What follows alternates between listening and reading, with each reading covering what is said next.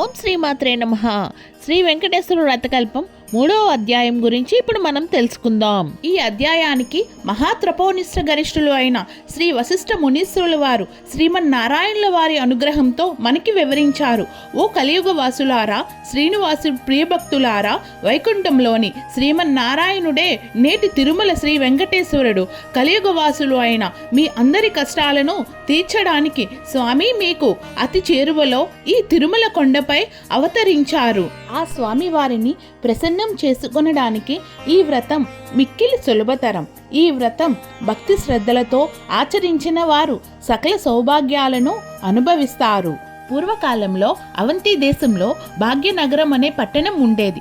పేరుకు తగ్గినట్లుగానే ఆ పట్టణంలో అనేక మంది భాగ్యవతులు ఉండేవారు. అయితే వారు తమ తమ సంపదలను చూసుకొని గర్విస్తూ మిగిలిన సామాన్యులను అతి హీనంగా చూసేవారు. ఆ ఐశ్వర్యమంతా తమ గొప్పనేనని తలుస్తూ నిత్య పూజలు చేసేవారు కాదు. విశేష రోజుల్లో కూడా ఏ పూజలు చేసేవారు కాదు. ఆ సృష్టికర్త శ్రీమన్నారాయణుడు వీరందరికీ జ్ఞానోదయం కలిగించాలని తోచింది. ఒక రోజున ఆ ధనవంతులు అందరూ అనేక విందు విలాసాలలో మునిగి తేలుతున్నారు. ఆ పట్టణ తూర్పు వీధుల్లో గల శ్రీమన్ లక్ష్మీనారాయణ ఆలయంలో కనీసం దీపం వెలిగించే నాదుడు కూడా కొరువయ్యాడు. ఆ రోజు తొలి ఏకాదశి, అత్యంత పర్వదినం. కానీ ఆ పట్టణంలో ఒక్కరు కూడా ఆలయానికి పూజాధికారాలు నిర్వర్తించాలని ఆలోచించటం లేదు. సాయంత్రం ఉన్నట్టు ఉండి దట్టమైన మబ్బులు కమ్ముకున్నాయి. బ్రహ్మాండమైన కుంభవృష్టి వ్యాపారులందరి ఇల్లు నీట మునిగి పోయాయి. అంతా గాంధాకారం. తెల్లవారేసరికి ఊరంతా నేలమట్టమైంది. వ్యాపారులు ఇళ్ళని కూలిపోయాయి. అన్ని ఐశ్వర్యాలు పోయి చివరకు కట్టుబట్టలతో మిగిలారు.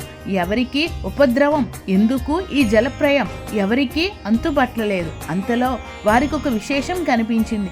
ఊరి చివరి ఉండే పూరి పాకలు చెక్కు చెదరకుండా ఉన్నాయి. వారికి ఆశ్చర్యం కలిగింది. ఇంత కుబ్బవృష్టిలోని ఈ పూరి పాకలు ఎలా ఉన్నాయి అనే వారిలో వారు అనుకుంటుండగా ఇంతలో ఒక పెద్ద మెరుపు మెరిసింది. ఆకాశవాణి ఇలా పలికింది: మూర్ఖులారా, మీ సంపదలన్నీ మీ గొప్పతనమని తలుచుకోవడం వలనే ఇలా జరిగింది. ఆ పూరి గుడిసెలో నివసించే దేవయ్య నాకు ప్రియభక్తుడు అని సామాన్యుడు అయిన దేవయ్య ప్రతిరోజు మీ ఊరిలోని శ్రీ లక్ష్మీనారాయణ ఆలయంలో దీపం వెలిగిస్తున్నాడు.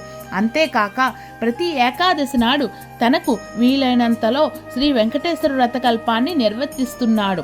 ఆ వ్రతం ఫలితంగానే తనతో పాటే ఆ గుడిసెలోని వారందరూ రక్షింపబడ్డారు. మీరందరూ కూడా ఆ వ్రతం ఆచరించిన ఎడల మీ అష్టైశ్వర్యాలు తిరిగి పొందగలరు అని వినిపించింది. వెంటనే వారందరూ ఆ ఆలయానికి వెళ్ళి తక్షణమే అందరూ తలోక పని పూనుకొని శ్రీ వెంకటేశ్వర వ్రతకల్పాన్ని ఆచరించారు. ఆ వ్రతం ఫలితంగా అందరి గృహాలు పూర్వరూపంలో కనిపించాయి. అది మొదలుగా ఆ వర్తకులందరూ శ్రీవారి భక్తులై ప్రతి ఏకాదశి నాడు శ్రీ వెంకటేశ్వర వ్రతకల్పాన్ని ఆచరిస్తూ బతికినంతకాలం సుఖ సౌభాగ్యాలతో ఉండి చివరికి ముక్తిని పొందారు. శ్రీ వశిష్ఠుల వారు వివరించారు. గోవిందా గోవిందా గోవిందా. 3వ అధ్యాయం సమాప్తం.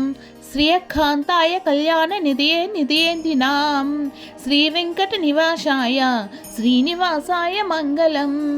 శ్రీమాత్రే నమః. Please subscribe. Thanks for watching.